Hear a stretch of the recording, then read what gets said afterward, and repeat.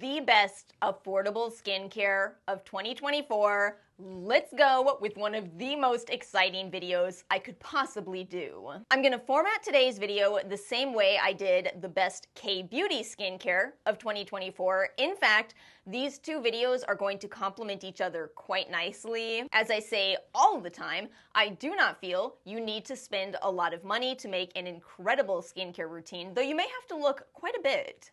It took me a long time to figure out the right products for my dry, acne-prone, sensitive skin type, but I did it. I'm so happy with where I am today. And the truth is, I use a bit of everything.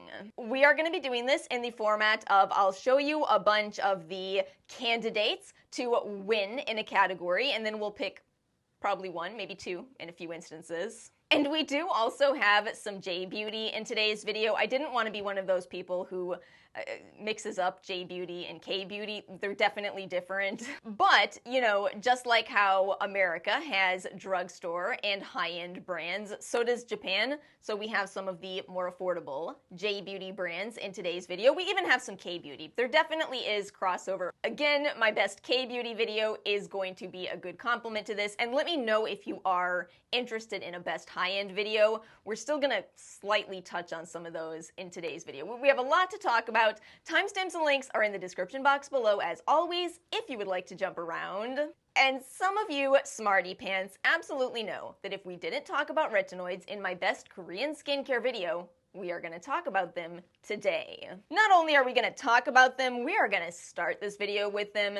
As you all know, if you have watched any skincare videos ever, retinoids are some of the most well-documented, well-studied ingredients that you could possibly use. You do not need to overspend for this category. I know it's really tempting to think you do. I have certainly seen retinoid products for well over $100 because of the knowledge of how important retinoids are. You see some of these brands say, so don't you want to spend $200 on ours? It's the quote-unquote best retinoid. You did it! Best retinoid! No, really, realistically, the best retinoids, in my opinion, are available at the drugstore. My personal retinoid is adapalene. You probably have heard about adapalene as maybe the brand name Differin. This is Walgreens brand adapalene. While I was in Walgreens, I saw this next to the Differin, and it said on the box, compare to Differin. So I went, oh, okay, let me compare it. And it compared heavily. So I saved myself some money and went with the Walgreens brand. As I will always say, I love saving money on skincare because then I can spend my extra money on tacos. All that said, if I do end up posting my Ulta haul, I'm on the fence about whether I'll post that, but if I do, I bought Differin to replace this. You see I'm running low because it was the better deal. Have you ever heard of brand loyalty? Yeah, it's not really something I have. Again, nothing has ever changed my skin as much as adapalene products, regardless of who makes them. I find them all to be quite similar. Adapalene is the retinoid that is recommended for acne-prone skin. Never forget that there is research into adapalene for anti-aging purposes. But there is more research into retinoic acid, which is only available by prescription. However, we now have strong retinol products, which is one conversion into retinoic acid. For example, this one I received in PR from Geek and Gorgeous. It's their A-Game 20.2% retinol is quite a high level. Between the two, I have far more experience with adapalene than I do with retinol, especially strong retinol, but I think it's worth mentioning. At the end of the day with this category, I feel like you have a lot of different retinoid options at this point, whether you want to go prescription or over the counter. I do think that it is truly one of the best things you could ever add into your routine. That's why it's first in today's video. Here in the rabbit hole, we believe that nothing is for everyone, so if you are about to go off on how retinoids don't work for you, that's fine. There's other options. I absolutely think that if you can incorporate a retinoid into your routine from retinol to tretinoin, I think you will appreciate it. Nothing is for everyone though. So now let's move into what might quite possibly be my absolute favorite category in affordable skincare. Cleansers.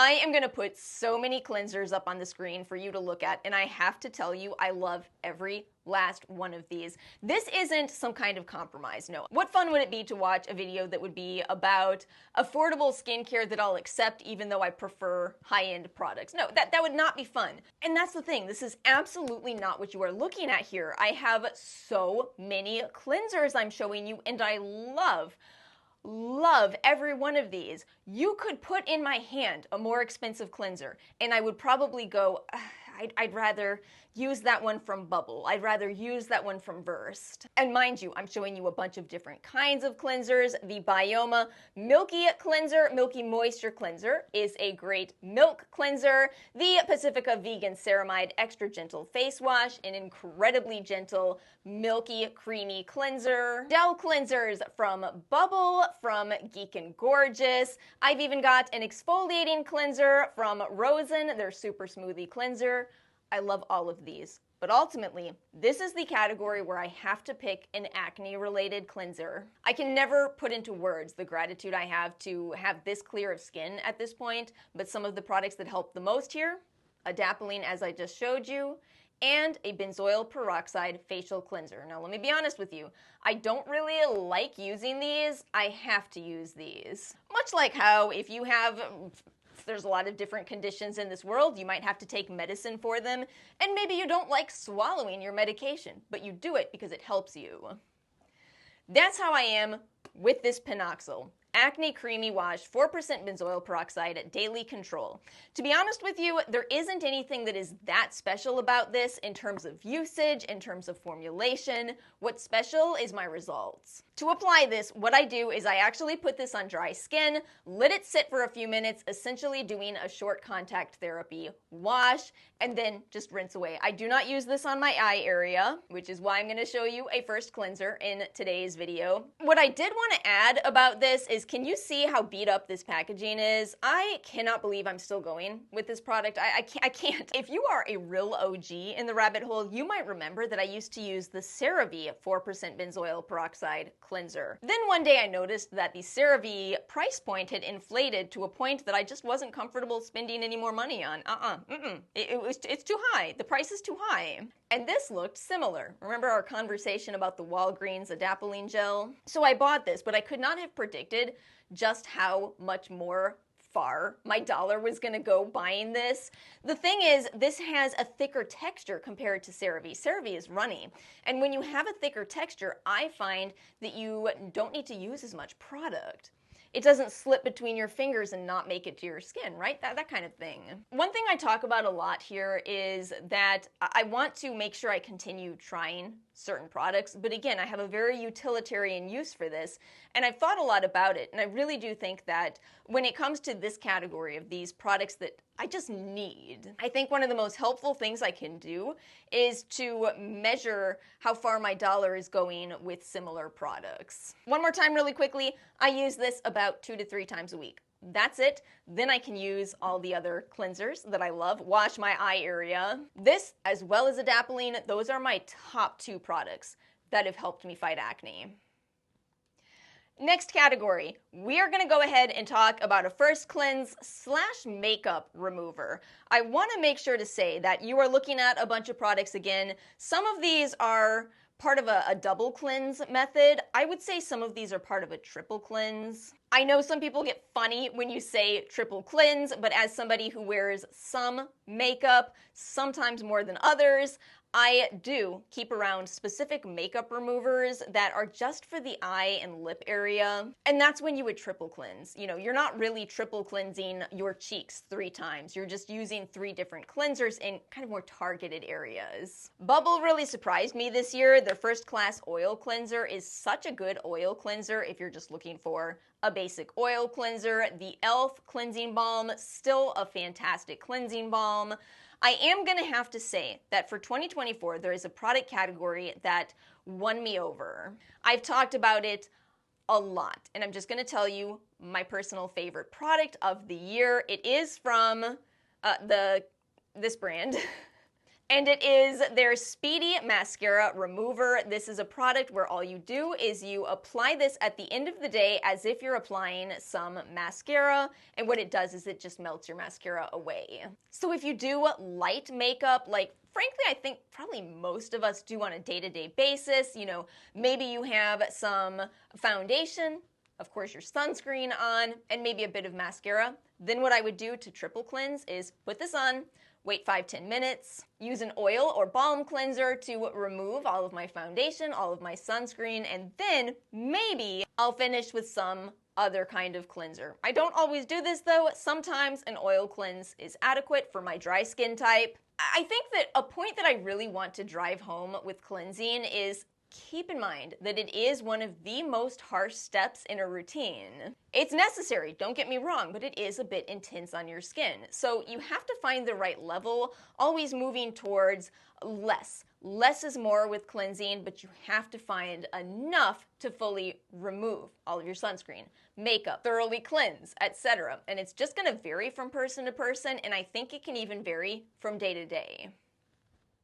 Now let's move into the category of toner. I feel so excited to have so many options up on the screen. I have felt in the past that Western brands kind of weren't that great at toner. At least for a long time. That seems to really be shifting. I mean, I have two great products from Bioma in this category alone.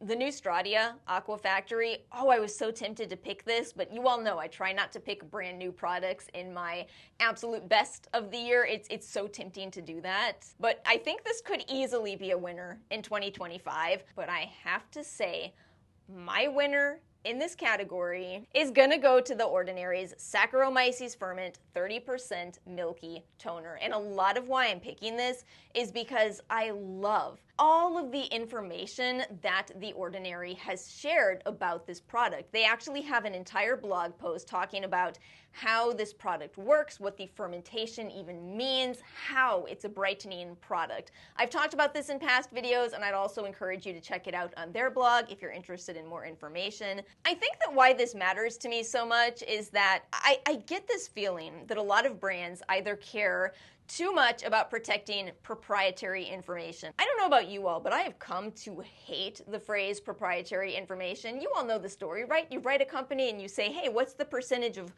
so-and-so in your product? And they go, oh, it's proprietary information. Why though? Why can't you tell us more about your product? It's helpful information for at least some of us.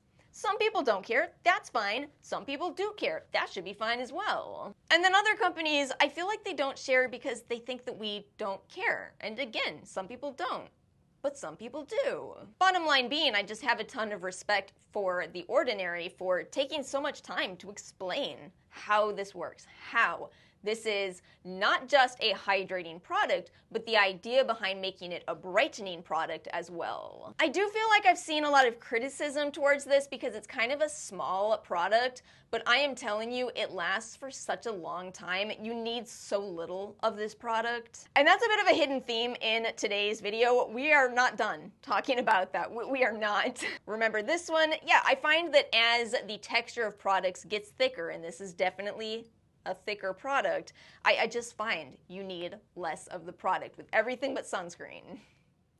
Moving into the best serum category, this is in particular a product category where I want to once again stress the importance of understanding that a serum is your treatment step. I know that a lot of people at this point just think you need a serum, when in fact, just like toner, eye cream, etc., it is optional. If you have a condition you are targeting, you might want to bring in a serum. Now, for example, The Ordinary's peptide serum, I actually pulled out several peptide serums here. If you deal with the condition of dehydration, something like this might be very helpful. Peptides are inherently humectants. We also believe that they may have the potential for anti-aging, so you may choose an anti-aging treatment. And for that, peptides are a good option. Vitamin C is a great antioxidant that may help with hyperpigmentation. Here is the Melano CC Essence. Once again, bringing more J Beauty into this video. And I've talked a lot about how my personal favorite form of vitamin C is sodium ascorbyl phosphate because, say it with me, since I've said it 100 times on this channel, that's the form that has clinical studies showing that it may also help with acne. So I'm gonna say my favorite is the Bubble Daydream Serum. This is one that I've called my favorite for a long time. I took a break from calling it my favorite. I've come to realize that there are certain products where if my skin is a bit more sensitized, I cannot use them. But as long as my skin is in a good place, then this is actually a preventative serum for me. All that said, I am slightly compromising here, and I just want to be clear about this one. This product is $18 for 1 fluid ounce, which is not bad. You know, you can use the $3.50 off at Ulta. And I did buy this again because eventually we're gonna do a re-review of the Bubble brand, but I have to be honest with you that I'm enjoying a high-end product that also contains that ingredient over that one, and technically, the price per ounce is less. This is the Regelica Immunity Support Essence. I love this dearly. Have you ever had a product where you just kind of look at the ingredients, the usage, the results, and you go, did this brand get inside my head to make this product? It feels so me. And because it is 5.4 fluid ounces, it is absolutely less. It is absolutely less per ounce than the Bubble, and less irritating. I know it's called an essence, so some people will go, that doesn't replace a serum, Alice, that's an essence. But in my personal opinion, I find that to be a little bit more of a flexible category. And with that, I think we've come to the culmination of this conversation on price per ounce, on texture. It absolutely matters. You might find that even if something is more affordable up front, you still may find something is a better deal long term. Let me know in the comments if any of you know exactly what I'm talking about and you even have an example of this. No joke, I've been thinking a lot about this, and I think that this is where other people really experiencing products and using them to every last drop, time after time, bottle after bottle, this is really where we can help each other. Remember, the only categories you really need in a routine are cleanser, moisturizer, and sunscreen. So let's talk about moisturizer next. And for this category, it's so funny that in our K-Beauty video, I just said there's a ton of great moisturizers, and there are. But there are two incredible affordable moisturizers, and for this category we have a tie. Stradia's Lipid Gold. I know this is a little more expensive than most of the products in this video, but to me, as somebody who has sensitivities, difficult skin, this is so worth it to me. It is such a restorative and reparative product. You know, I've talked about this ad nauseum. I love this product so much. The only catch, well, there's two catches. One is you might not like the smell. I've seen a few people say that. I am completely over it. At this point, the smell of this, which is, I think it smells of natural oils. That smell unlocks excitement. As I apply this now, I go, oh, my skin is gonna love this. But the other thing is, even though this is called a moisturizer, I find it to be too lightweight for my dry skin, so I like to use this as the first step in my dappling sandwich. So of course I'm gonna have a heavier moisturizer pick as well. This is the Bioma Barrier Plus Repair Treatment. It is such a good, thicker moisturizer. Realistically, I do actually think the Stradia does more in terms of repair. This does more in terms of moisturizing. So it sort of comes down to, do you want repair with a bit of moisture, or do you want moisturizer with a bit of repair? Oh, that was such a good explanation. And I'm still gonna pick a heavier night cream. Now, for this, I only have two, the Versed Overnight Barrier Balm, which I love, and Aquaphor. Objectively speaking, Aquaphor is the winner. It's been a while since I've talked about this, but Aquaphor is one of those products where it's sort of a catch-all of solutions. If you come to me with some kind of a skin injury, chances are I'm gonna say, just put some Aquaphor on it. You could put Aquaphor on your elbows, you can put Aquaphor on your lips, you can put Aquaphor on your feet, you can slug with it overnight. It just has so many uses. All that said, I don't really like putting it on my face. It works great. It's another one of those products where you get so much from it, but the feel could be better, which is exactly why I pulled out that Versed Barrier Balm. I like the texture on that one so much more. So subjectively speaking, I prefer Versed. Objectively speaking, Aquaphor gives you more for your money just because of all the uses that it has. We have one more must-have category, arguably the most important step in any skincare routine, and it is sunscreen, and this is where we're bringing back some J-Beauty. I love J-Beauty sunscreens. In fact, my favorite matte sunscreen is in this category, and it is the Suncut UV Perfect Milk SPF 50+, PA4+. It is a product that contains some amount of alcohol, but I'm pretty convinced that that's part of how it eventually dries down. I know that some people aren't interested in using products that contain that ingredient, so I still have some alternatives for you, but for me, I don't mind as long as it is formulated with care into a product. If you are looking to avoid that ingredient, here's some more J-Beauty products that do not contain that. We have this sunscreen, which I don't really want to say the name of. This is a true story. Not long ago, someone said, what's a good J-Beauty sunscreen that doesn't contain fragrance and doesn't contain that other ingredient? So I answered with the name of this.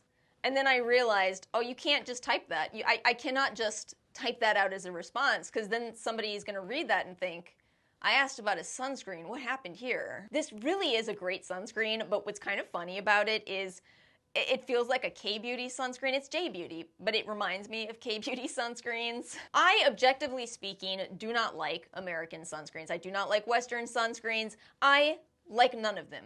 Give me K-Beauty or J-Beauty over Western sunscreens any day. The problem with me saying that is we actually legally cannot go into Ulta, Sephora, CVS, Walgreens, any American store and buy these. These filters are not allowed in our products. Our regulations are painfully behind. It's something that I really hope gets fixed. And until it does, I am limited to mineral sunscreens, which we just talked about in Friday's video. Not my favorite category. That said, what happens if I'm out and about and I need sunscreen? And this has happened to me. I cannot order from Korea. I wish I could. I wish I could order from Olive Young for the drone delivery and just drop it off outside my job. That'll be good. That's not happening, right? The best I can do is an Ulta pickup. And this is what I pick. The Good Molecules Sheer Mineral Sunscreen SPF 30. This is what I pick, and here's why. Number one, it's $12. Why are so many really not that great sunscreens really expensive? Why? It's $12, it's mineral. It's only SPF 30. No, this isn't what I wear to the beach, but I also don't like the beach. I don't like sand. I'm even wearing this today. Look, it's not my favorite under makeup. It works, it's not my favorite. I feel like I get moderate pilling in some places with it. But when I realize that I don't find any sunscreens to be great, aside from a handful that are $70. I don't find most Western sunscreens to be great, so just give me a $12 sunscreen. It's fine. It's fine. And this is a case where fine becomes the best we can get in a pinch. It's moments like this where I'm really grateful to Good Molecules for having a $12 sunscreen, for having a $12 sunscreen that I can pick up at Ulta and use my $3.50 off, so add something for $3.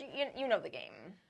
We have two more categories for today's video. Let's talk about masks. I have some good options here, but ultimately, I, as a person with dry skin, I am gonna go with these Pacifica masks. It took me such a long time to get on board with these. There's a lot of different options. I'm gonna grab the Little Mermaid one. They sent me this one a while ago. I've also bought a ton of these. This is the Little Mermaid version of their brow mask. What you do with these is you put a serum on and then you apply this over to help with preventing the water loss, so you're getting more from serums. I didn't like these at first because they do feel thick. You definitely feel them on your skin, but it's also a product category where you see results. And you may notice that this is very much a thing in my world. I will tell you about not liking the feel, the sensation of products, but I will also tell you, you know what? In spite of that, I saw results. And at a certain point, at least speaking for myself, I find that I'm able to put up with the sensation